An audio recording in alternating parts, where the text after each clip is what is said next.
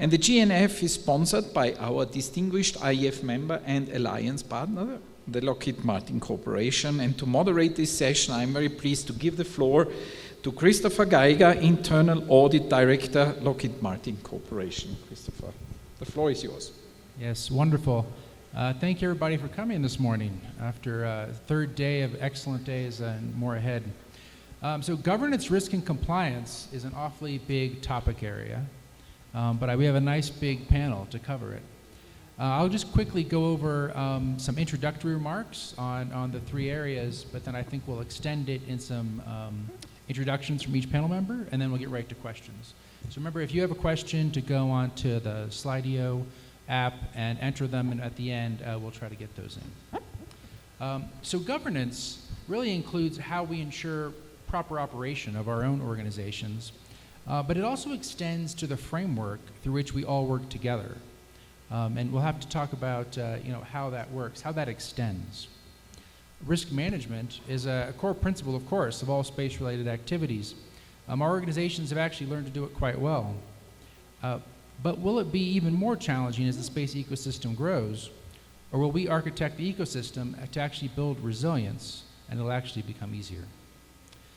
With compliance, it's something we all deal with, of course, in regulations and laws, as we heard about just a few minutes ago. And I trust the panel will extend that discussion to what compliance looks like in regions of space where government regulation may be different, and how we cope with that, or perhaps not there at all. Well, we have an excellent panel from across government and industry to tackle these topics, in particular in relation to emerging countries. And now we'll start with opening introductions. Christian.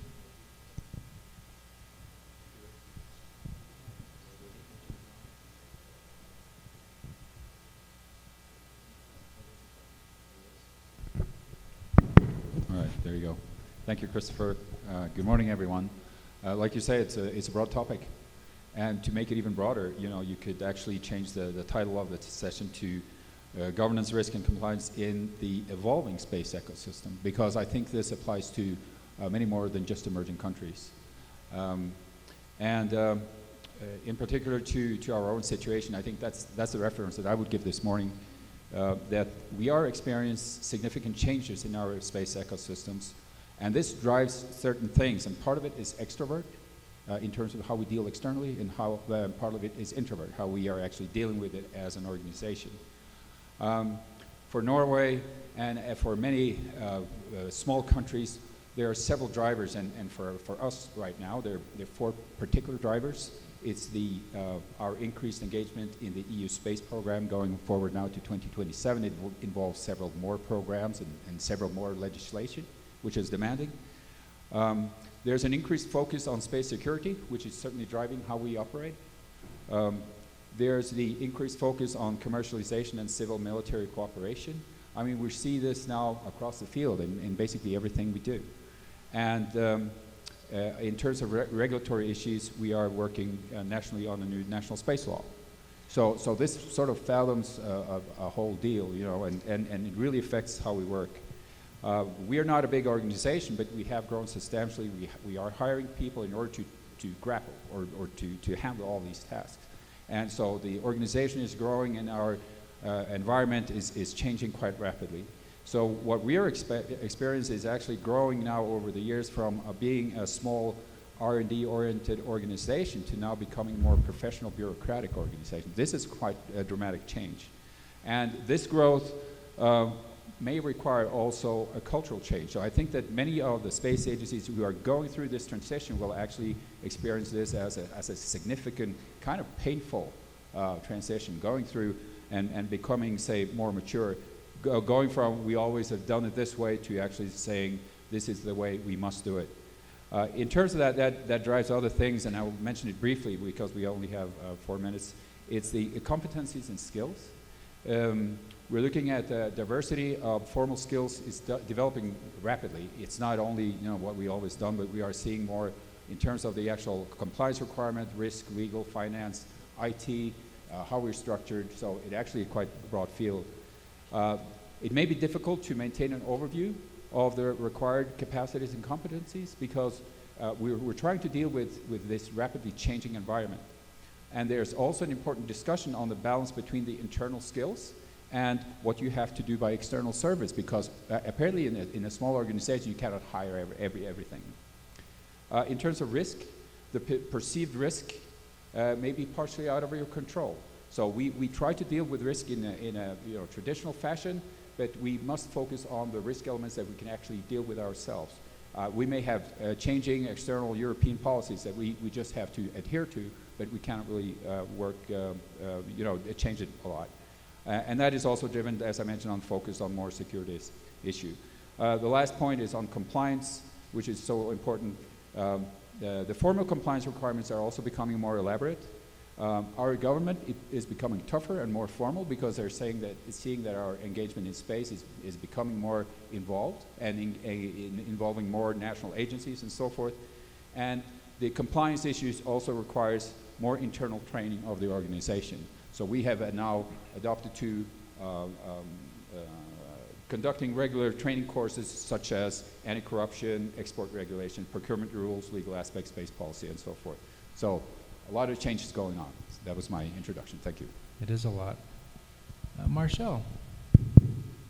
Hi. Thank you, Christopher, and thank you, Christian. My name is Marshall Hawley. I am U.S. Government Affairs Lead for Ispace Technologies U.S. We are a subsidiary of Ispace, Inc., a global lunar exploration company with subsidiaries based out of Tokyo, but subsidiaries in the United States and Luxembourg. So our vision is fundamentally to expand the sphere of human activity to the moon through economic activity, through political activity, and through social activity. And we did this first as part of the Google Lunar X Prize team. This was a competition started by Google several years ago. We managed Team Hakuto, which was developing a small lunar rover. But we've evolved from that, and we've developed a lunar lander, which we call Series 1, which is launching to the moon later this year.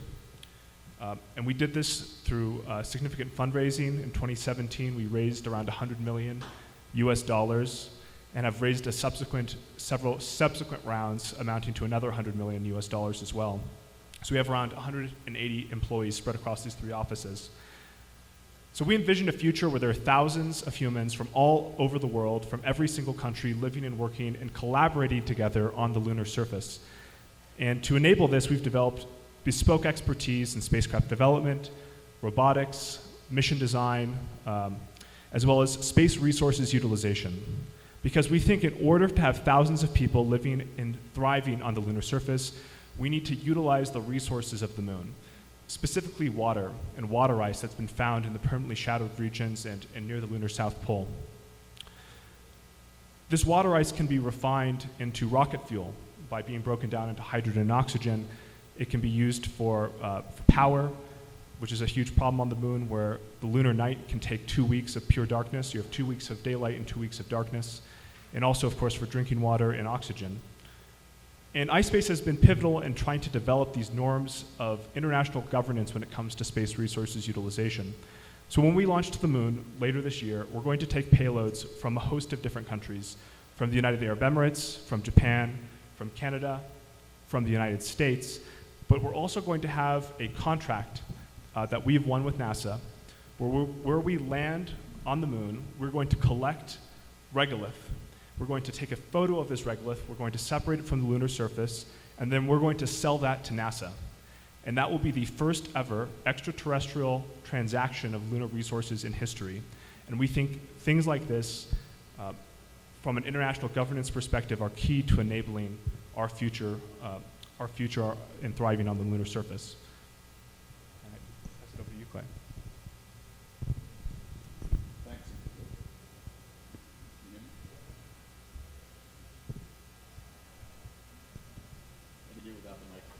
They get you? The switch? Okay, I'm on. Encaffeinated. So thank you for having me here this morning. I'm with Voyager Space, a company you may not have heard of, and I've only been, by the way, 5 months with Voyager, so everybody says, you actually switched jobs. I didn't notice.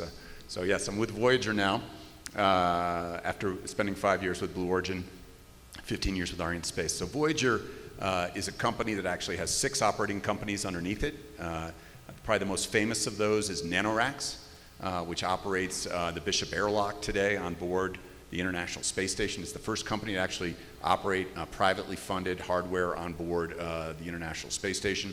And I'm going to talk a little bit about what we're doing there and some of the other technologies we have that go towards this topic of governance, really, and why we're concerned about it, why we're paying attention, and some of the things we think we can do to help support a safer environment that reduces risk in low Earth orbit. So I had a couple of slides here. I guess this should work, hopefully. Okay, so one of our companies is a company called Altius Space Machines, and they're based in Colorado. They have a couple of technologies. One is something called Electro permanent magnets, and this is a grappling docking technology, basically, that doesn't have any moving parts to it. It really has 2 magnets, one on the target and one on it can be on a robotic arm or it can be on a spacecraft, and you turn on these 2 magnets, they dock, you can turn off the power, they stay fixed in space, and then when you want to separate, you just turn it back on and it lets it go. So this is a great way for when we talk about orbital servicing or satellite servicing missions to use this kind of docking technology to be able to move spacecraft around in orbit or deorbit spacecraft. The folks are here from deorbit. We had a long conversation about these types of technologies last night, but really looks to improve the ability to utilize systems that are very simple and straightforward to be able to manipulate spacecraft and take them to different orbits, deorbit them in time. And give you an example of something that's currently flying right now are the dog tag fixtures. These are grappling fixtures and ID fixtures that are flying on board the OneWeb satellite. So OneWeb is a big LEO constellation of spacecraft. They incorporated these, as you can see, here's on the real life picture of the adapters and where those are.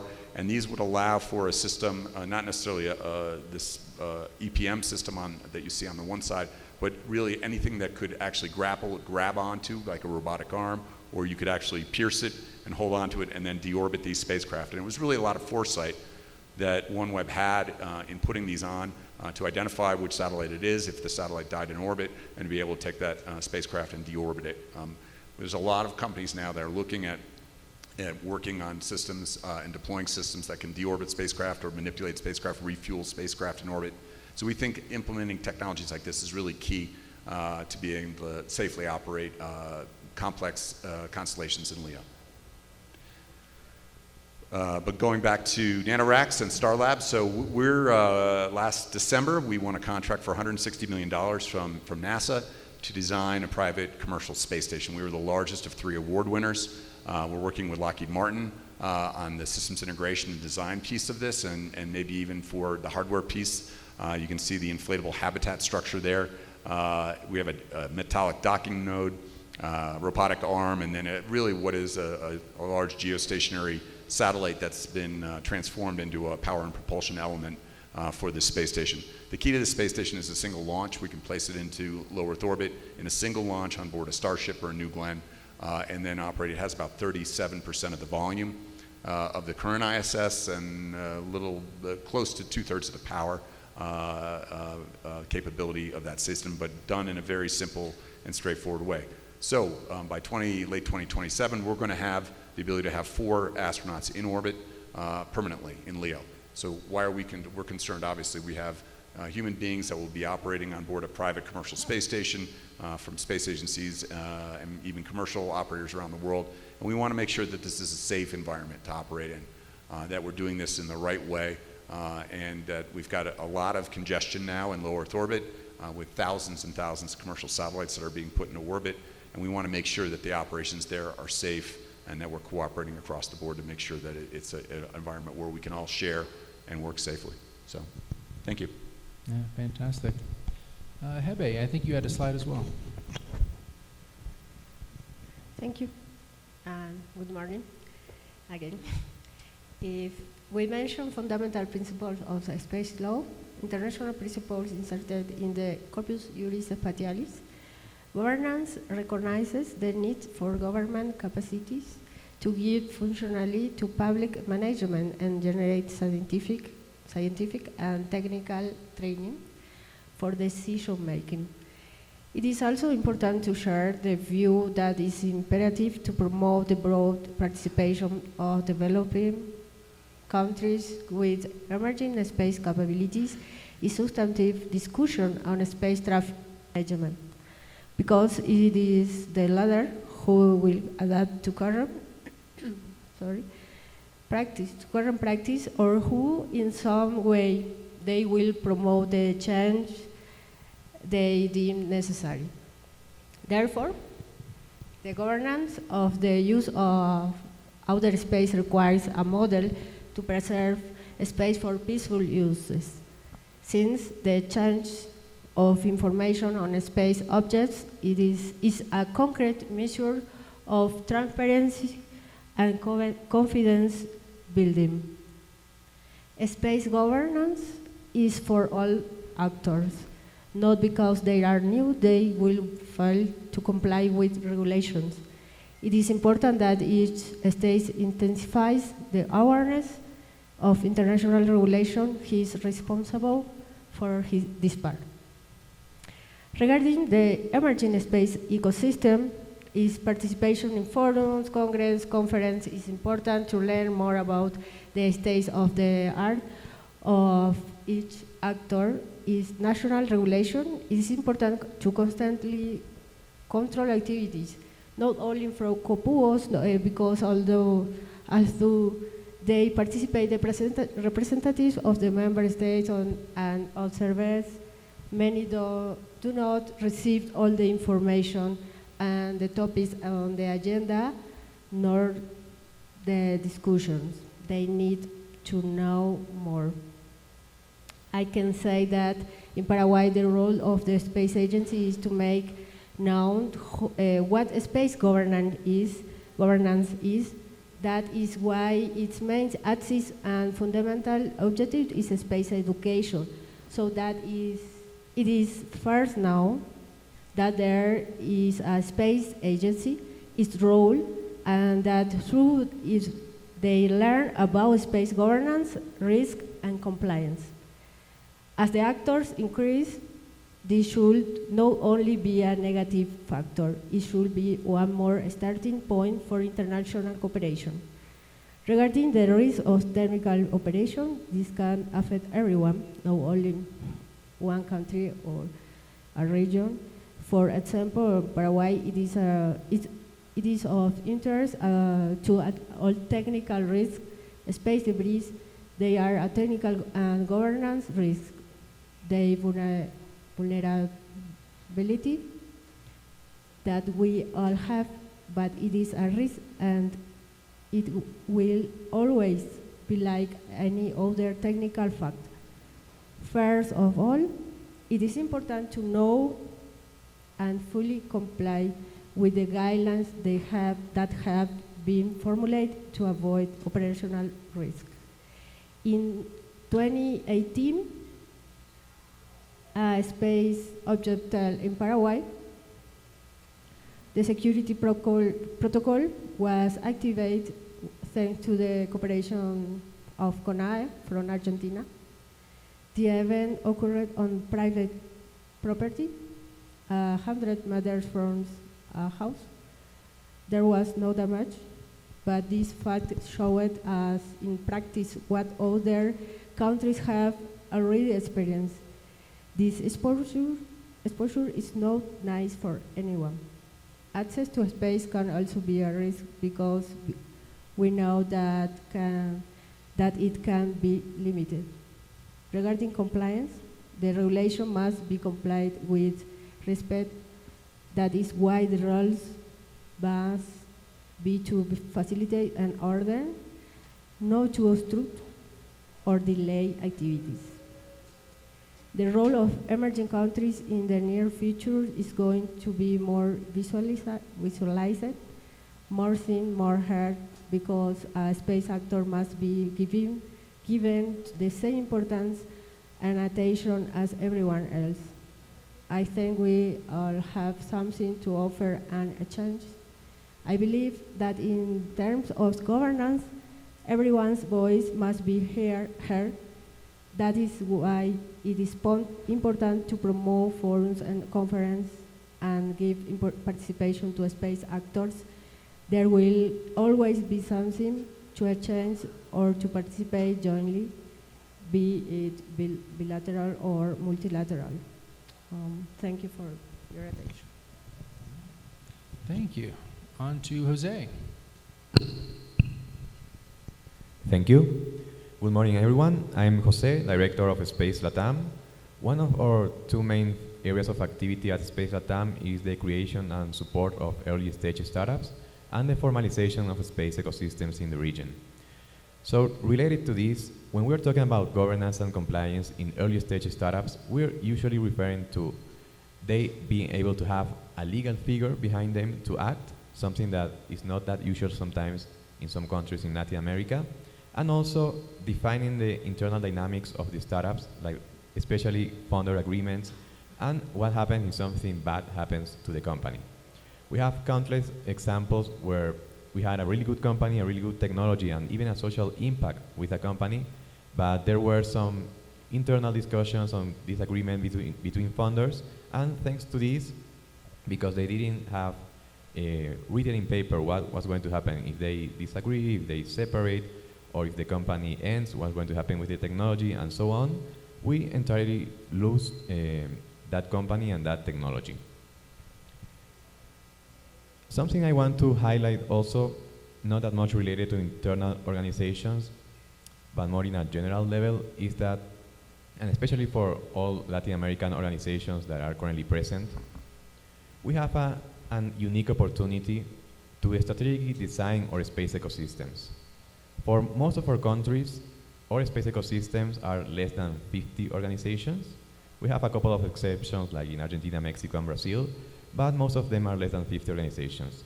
That is a really manageable number, but in order to do this, we have to include government, academia, private sector, and civil society, and in order to do this, we have to start talking about governance, compliance, and risk management also at the inter-organizational level.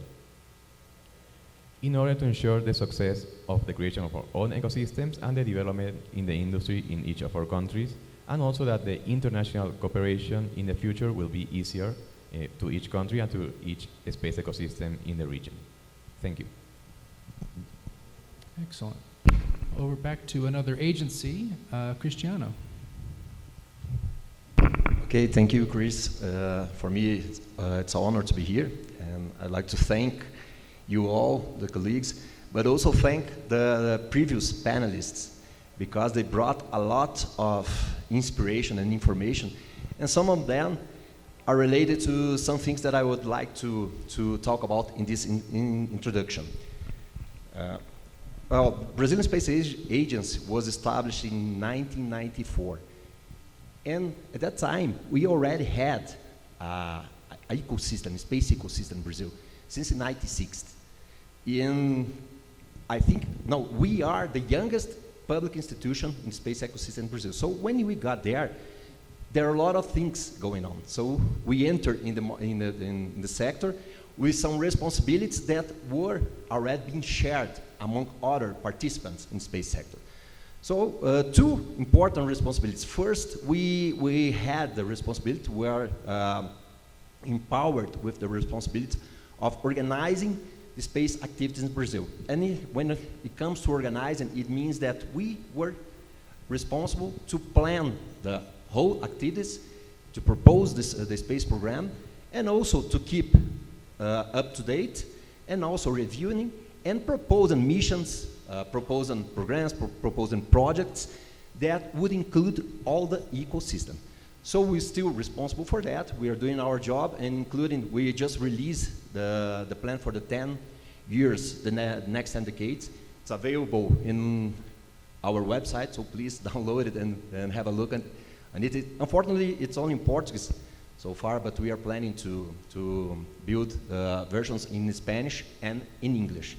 And in this program, in order to build this program, we have to exercise another responsibility. That was to coordinate all the institutions in this space ecosystem in Brazil.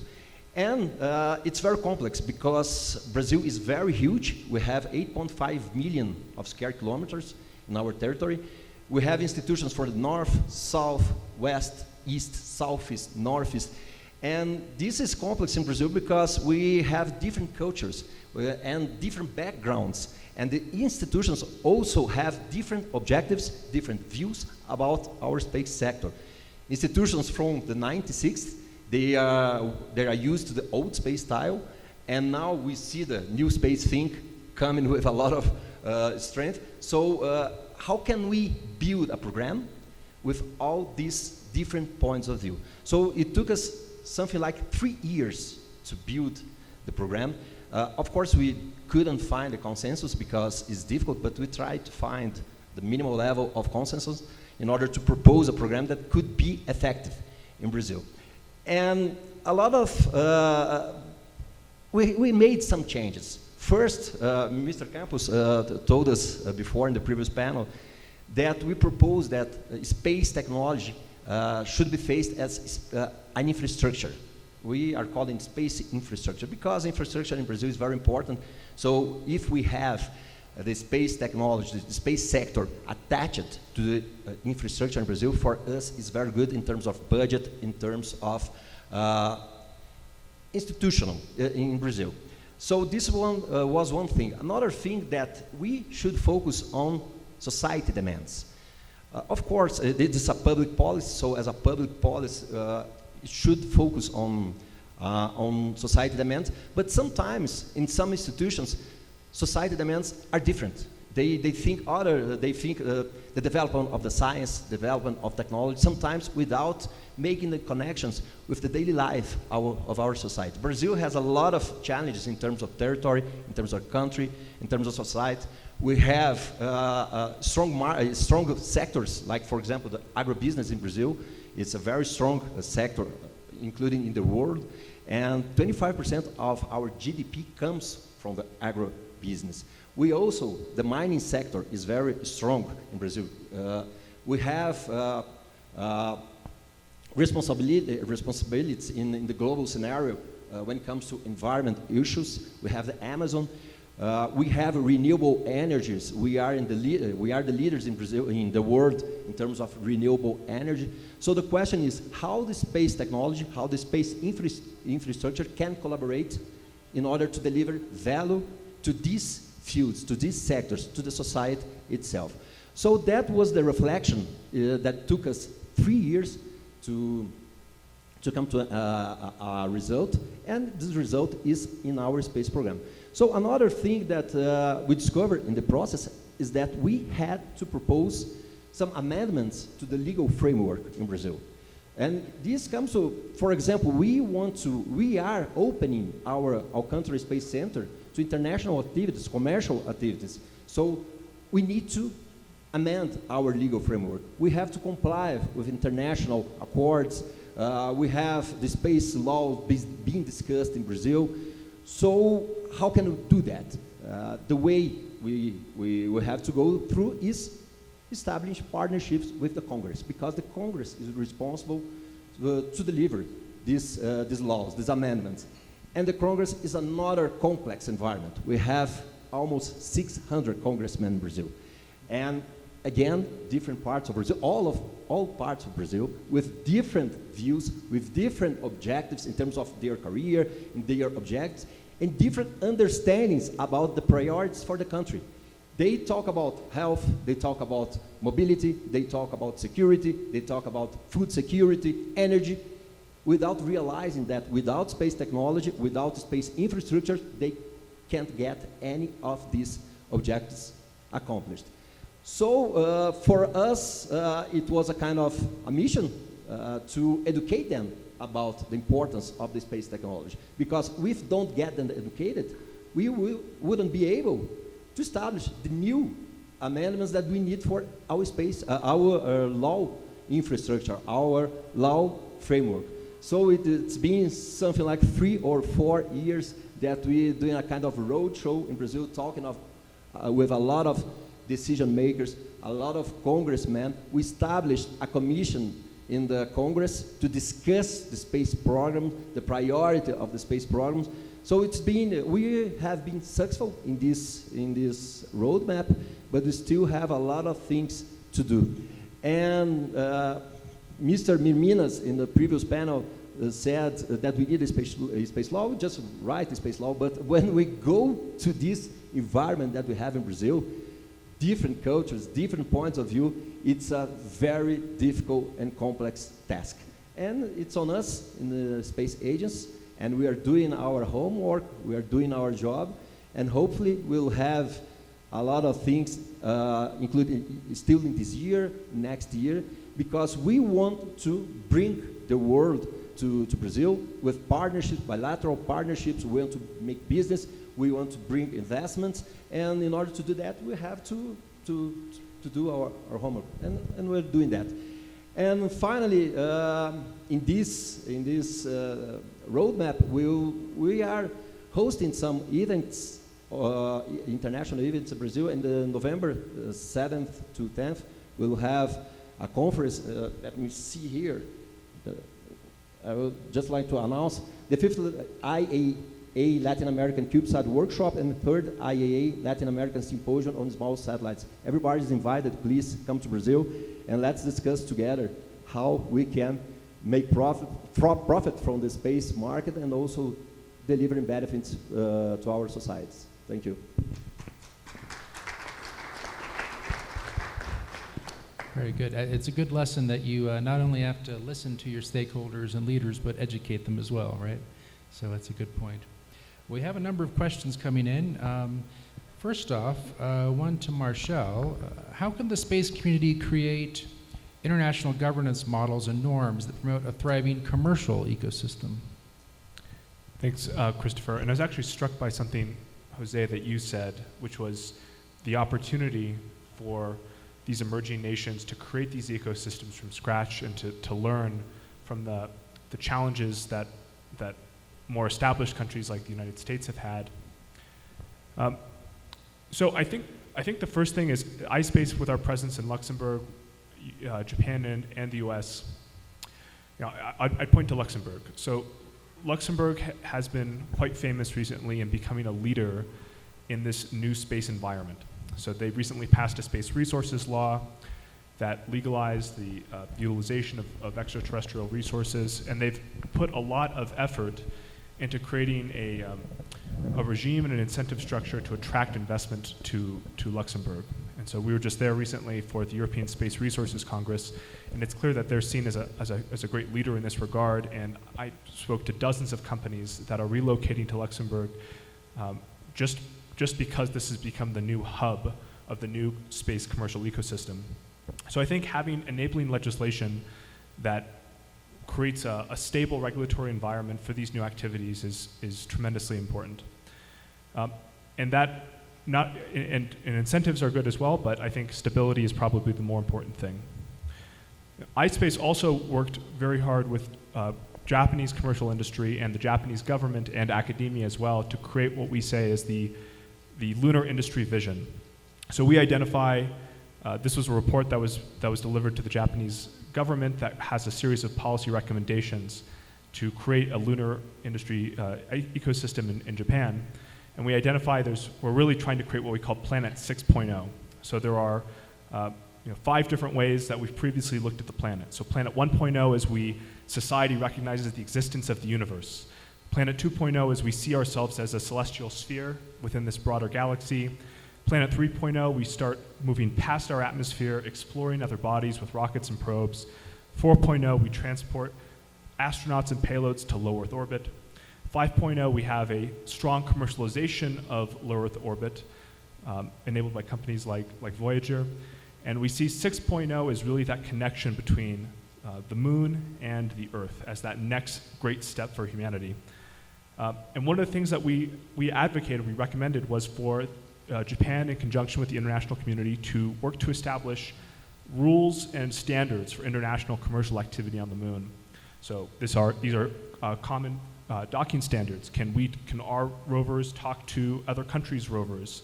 Can we interface with them? What are our construction standards? A big risk on the moon is lunar dust and plume impingement. What are best practices for landing? What's the ideal distance to land next to other rovers or other landers? And so we think really having countries get in early and start working on this now is going to be important for them to be in the conversation over the next few decades. Can I follow on that? Yeah, please. So I think from our perspective, right, in the absence, and there's a lot of work going on, which is great in international bodies at a national level with a lot of countries. In the absence of all these things that are evolving right now, what we see is the need for commercial companies and operators, both in LEO on the lunar surface, to cooperate with one another, to create systems with customs and norms where we're operating in a way that it's safe, that it's respectful of other actors that are in that area. And let me give you an example of how this has been done before. There was a creation of an organization in the United States called the Space Data Association. It's about 12 years ago. There was a satellite, Galaxy satellite, that they lost control of. It was drifting across this geostationary arc. All the geo operators in the arc got together, said we're going to form this group, we're going to share data about where our satellites are and what we see and what's happening. And then they created an organization and a website and a database, and they worked with some software companies to put this information together, to share that data, to know where and how the satellites were operating, and that it was done in a safe manner. And they shared that information back with the government agencies that were looking at that. So this is a great example of what can be done on a commercial level to create a system for safe operations. And so we have to indoctrinate, let's say, and as actors come into this, that they should be part of that environment, that culture, customs and norms, as I mentioned, to be able to share information, and we think that's a great place to start. Absolutely. Good example. We have one for Christian. So Norway is working towards establishing its own spaceport for launching small satellites to orbit. How is this organization in terms of governance, and what is the role of the Norwegian Space Agency? It's coming up here soon. Yes, it does. And we are aiming now currently to be launching the first satellite into orbit first quarter next year. And first of all, Andøya Space has been in operation since 1962. And they have been conducting more than 1,400 launches into suborbital. So there's a lot of operational experience tied to that, and that is a good background in order to develop this as a commercial space operating agency. In terms of the regulatory status in Norway, we actually had our first space law in 1969. According to the policy panel on Monday, that was the first space law, as far as I understand. Anyway, it's very, very short. It's 3 short paragraphs, but it has an important statement. It says that if you have the ambition of launching something into space, you need to apply for a license. That's what it says. It means that you cannot voluntarily just build a rocket and launch that into space. Now, once you move from suborbital into a commercial operational spaceport, this is a whole different issue. You have to deal with a lot of international regulatory requirements.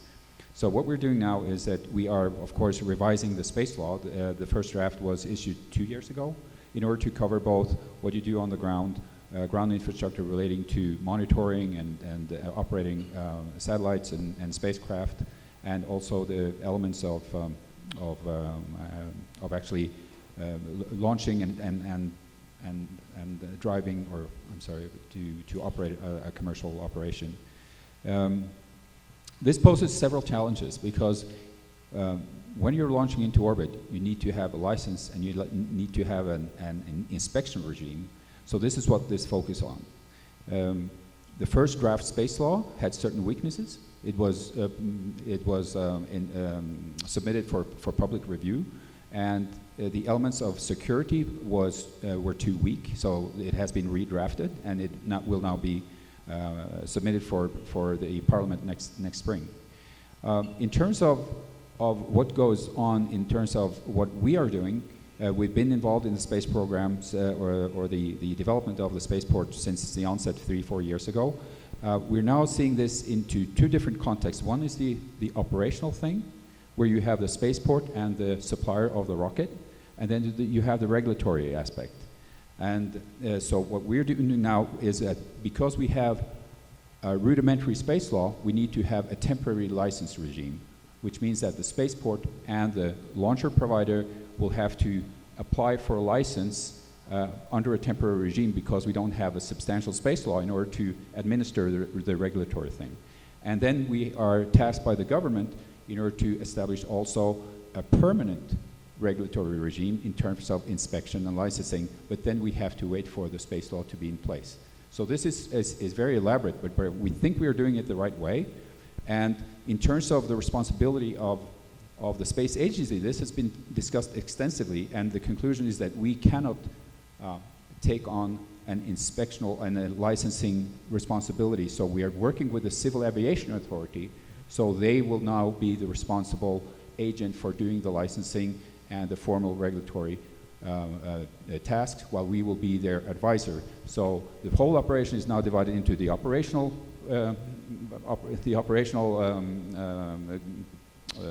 going on at ANEA, and then the inspectional regime, and then the more technical advisory responsibility of the space agency. That's a great point, to reach out to your civil aviation authorities who have a lot of experience in related adjacent governance. Jose, how about one for you? How do startup companies best contend with all these compliance and regulation issues we've been talking about? Are there solutions you can share? Yeah, so for early stage companies, as I mentioned it before, the first main issue is to have a legal figure behind them so they can fully operate. In order to do that, we do have some tools in the region.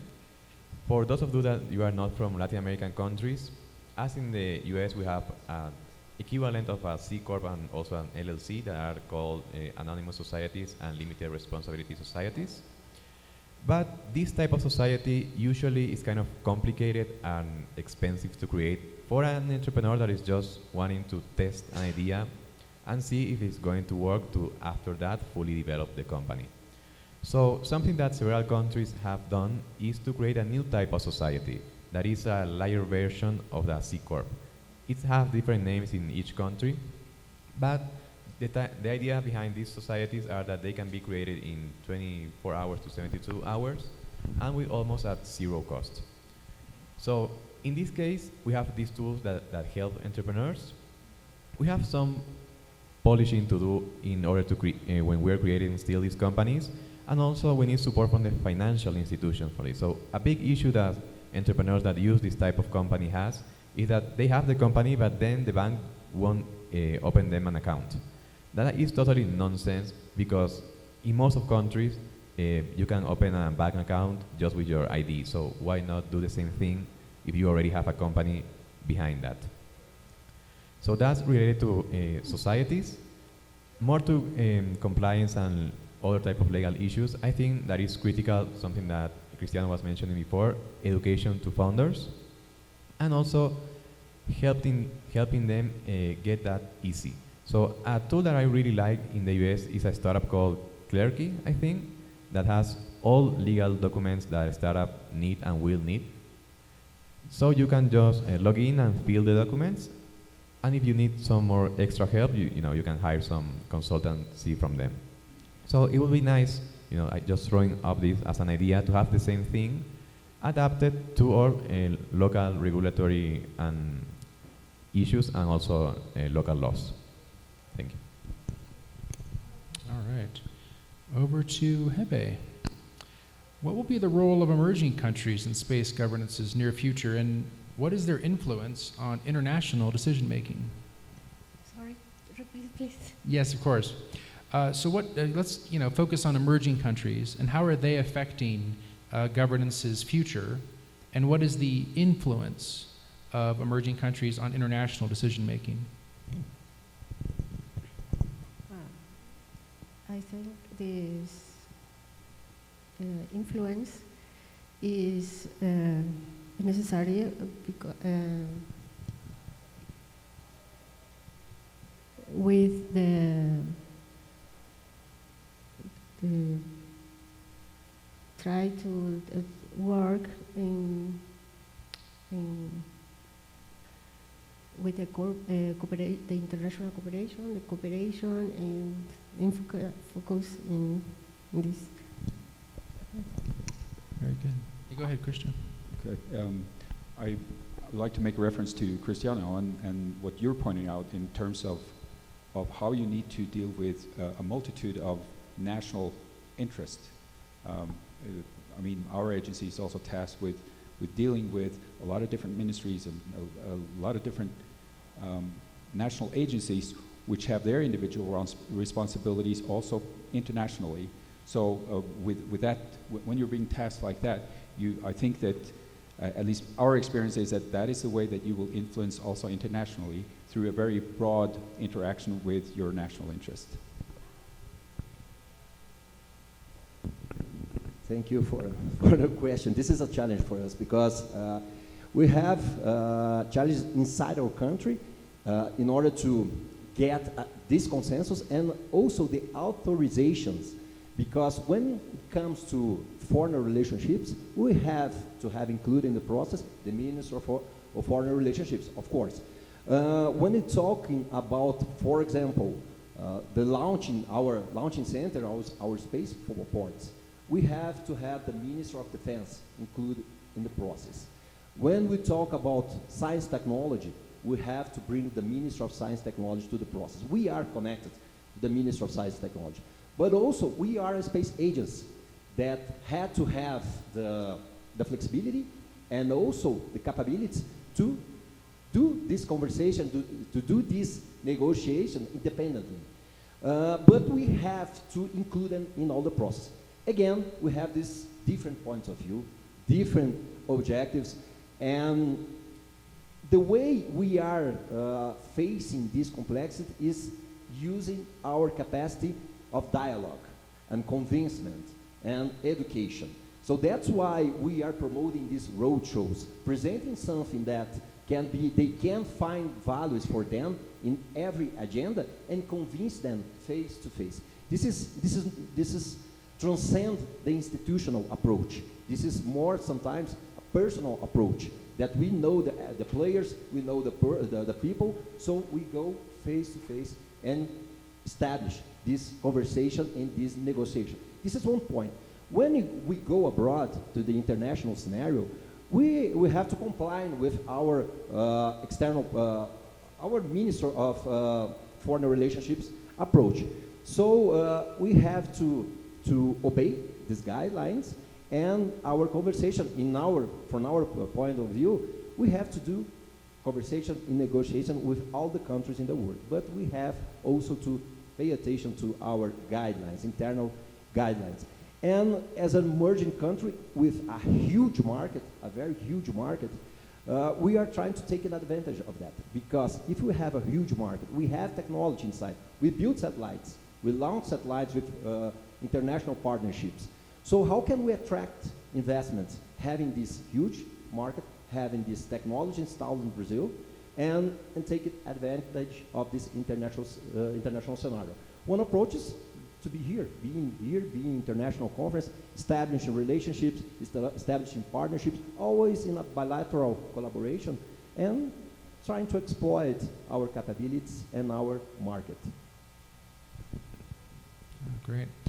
So here's a question that came in from the audience. Probably this is one of those asking for a friend questions. It says, how to avoid corruption in development of space ecosystems in states where there may be corruption? So anyone want to take a shot at that? So one thing that we believe we can do to try to avoid that is hold each us accountable of our own actions. So we need to, how can I say, monitor ourselves between each of all the organizations that are members of the space ecosystem of each nation. So we have to, okay, what is that company doing? What is the agency doing? What is that nonprofit doing? And hold us accountable that we are indeed doing compliance with the local laws and international laws and the benefit of all, for the benefit of the region. Christian, you want to add? Yes, I think that's an important point. And I think also as a country evolves into being engaged in more an international scenario, you will be engaged also with international partners. For instance, you will be involved in the ITAR regime and Anti-Corruption Act if you deal with the United States, and you will be also dealing with European Space Agency and the European Union, you will also be prone to adhere to those international requirements. So I think that the anti-corruption and compliance according to that will sort of inherently be part of your contractual structure once you evolve into that. Right. They're all there for a reason. Another audience question. The future is likely to bring more and more states, probably and constellations, into low Earth orbit. How do we avoid the proliferation of debris? And I put that as a governance type aspect, not a physical aspect.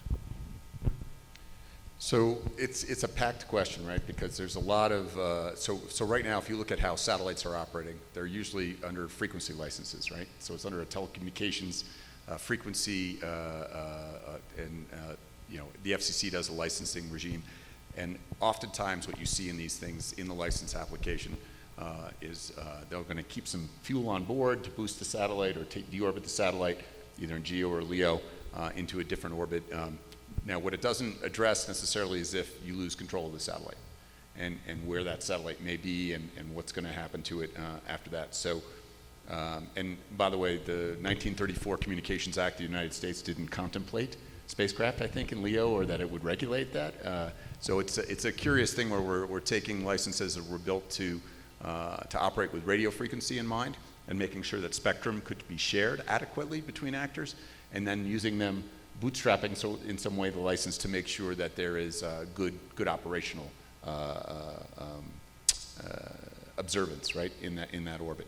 Now, you can say there's a lot of things in the operator's self-interest, right, that they want to do that, because if one of their satellites does die or they lose control of that spacecraft, and I mentioned the SDA before, all of a sudden you have an increased self-interest, not only you and your operation and the plane you're operating with, but all of your neighbors in differing planes. And so this is why I go back to a system where you need companies stepping up to say, we recognize this, and some of it's educational, but we're going to operate in a way that we know it's going to be safe. Now, internationally, you have 25 years as kind of the norm that exists for safe operation, deorbiting spacecraft, or stages for rockets.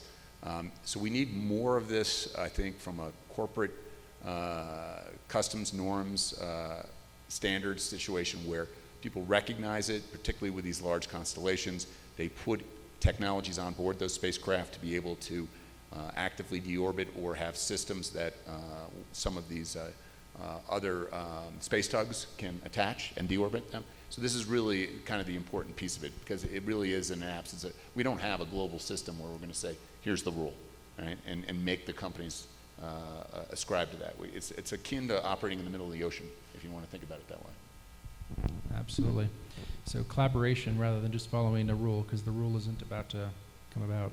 Well, we're down to one last question. Marcel, I'll point it towards you, but everybody else can chip in if we have any seconds left.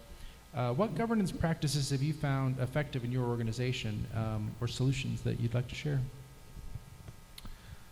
Governance practice in the organization. I think one of the things, so Ispace, operating under the regimes of the United States, of Japan, and also of Luxembourg, I think having increased information sharing and collaboration between the offices has been something that's been extremely important. Even if it is middle of the night telecons, every other day. But I think that's I think language barriers. I think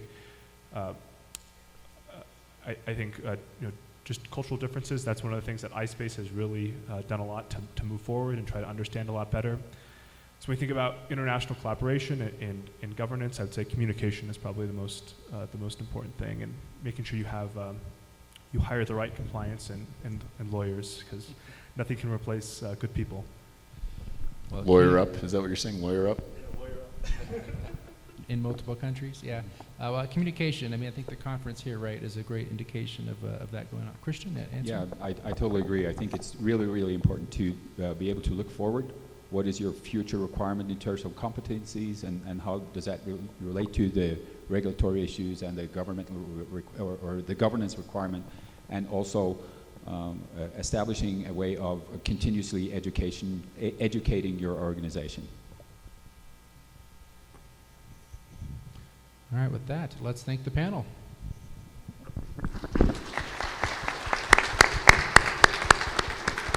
Thank you very much, Christopher, for your moderation, and a big thanks to all the speakers.